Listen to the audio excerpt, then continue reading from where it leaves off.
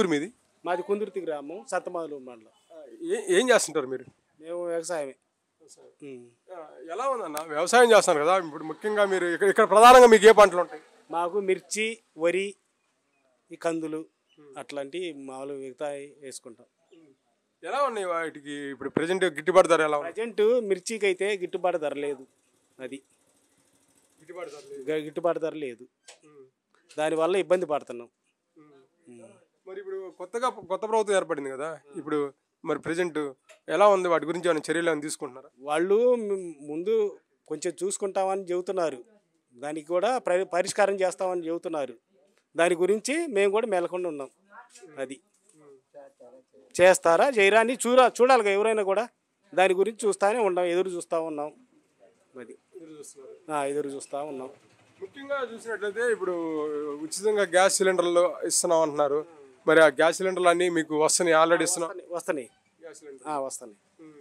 మరి TDP super 6 ఉంది కదా కూటమి ప్రభుత్వం, 6 గ్యారెంటీలు, వాళ్ళు కూడా కొద్దిగా ఇబ్బందుల్లో ఉన్నారు కదా, ఆర్థిక ఇబ్బందుల్లో.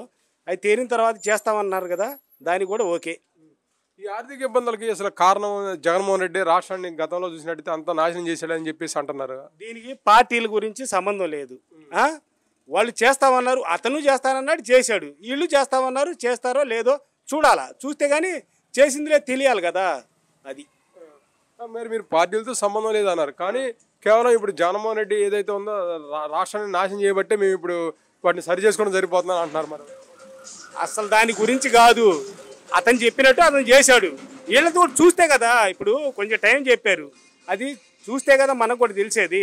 తెలిసిన తర్వాత మనం కూడా అట్లా అని చెప్పొచ్చు, అవునా కదా. అది మరి జగన్మోహన్ రెడ్డి చేశారు అంటున్నావు. గతంలో జగన్మోహన్ రెడ్డి అంత బాగా ఏం చేశాడు గతంలో? ఏం చేశాడంటే అది చేసిన వాళ్ళకి తెలియాలా, ఇంకా అవి చెప్పుకునేవి కాదు. అది మరి జగన్మోహన్ రెడ్డి అన్న ఒక్క మాట, మరి అంత బాగా చేసినప్పుడు ఇప్పుడు మీరే అంటున్నారు మంచిగా చేశాడు అది అని, మరి అలాంటప్పుడు 11 సీట్లుగా మనం ఎందుకు పడిపోయాడు అంటారు? ఎందుకు పడిపోయాడంటే అతను చేసిన కొన్ని తప్పులు ఉన్నాయి వాటిల్లో, తెలుసా? కొన్ని తప్పులు ఉన్నాయి. ఇప్పుడు ఒక్కొక్క అతను మంచిగా చేశాడు, ఊర్లలో నాయకుళ్ళు ఉంటారు కదా, వాళ్ళ కలిగి కూడా తప్పు పడ్డాడు. ఊర్లలో ఉంటారు కదా, ఆ పథకాలన్నీ రాకుండా చేసేవాళ్ళు, వాళ్ళ కలిగి కూడా తప్పు పడ్డాడు. అది కానీ ఇప్పుడు మరి జగన్మోహన్ రెడ్డి రేపు వచ్చే ఏడాది నుంచి మళ్ళీ ప్రజల్లోకి వస్తానంటున్నాడు. ఒకవేళ జగన్మోహన్ రెడ్డి గతంలో లాగా మళ్ళీ పాదయాత్ర చేస్తాను కదా, ప్రజల్లో ఉంటే మళ్ళీ ఎలా ఉండబోతుంది అప్పుడు వైఎస్ఆర్ కాంగ్రెస్? అప్పుడుది ఎవరు చూడగలుగుతారు? ఇప్పుడుదే తెలియట్లా. అప్పుడుది ఎవరు చూస్తారు? ఇప్పుడుదే తెలియట్లేదు కదా, అర్థం కావట్లేదు కదా, అప్పుడు ఎవరు చూస్తారు? అది అంటే ప్రజల్లోకి వస్తే జగన్మోహన్ రెడ్డి అసలు ఎలా ఉండిద్దని? ఎలా ఉండిద్ది అంటే ఇప్పుడే అర్థం కావట్లేదు, అప్పుడు ఎట్లా ఉండిద్ది? ఇప్పుడు అర్థమవుతుందా? ఏమన్నా అసలు ఏమన్నా మ్యాటర్ అర్థమవుతుందా? అప్పుడు ఎట్టుంటుందో అంటే ఇప్పుడు ఏం అర్థం కావట్లేదు అంటారు? ఏం అర్థం కావట్లా, కొంచెం టైం పట్టిద్ది. అది టైం పట్టిన తర్వాత అప్పుడు అడిగితే ఇదే ప్రశ్న జవాబు అప్పుడు చెబుతా. అది అంటే ఇప్పుడు దాదాపు ఏడాది పైన పూర్తయింది కదా కూటమి ప్రభుత్వం వచ్చింది. అంటే మామూలుగా నార్మల్గా మంచిగానే ఉంది ఇప్పటికైతే.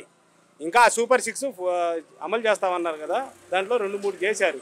అవి చేసిన తర్వాత అప్పుడు చెప్పగలుగుతాం అది ఏది ఎట్టుండేది అనేది, అప్పుడు చెప్పగలుగుతాంలే, కానీ ఇప్పుడు ఏం చెప్పలేము.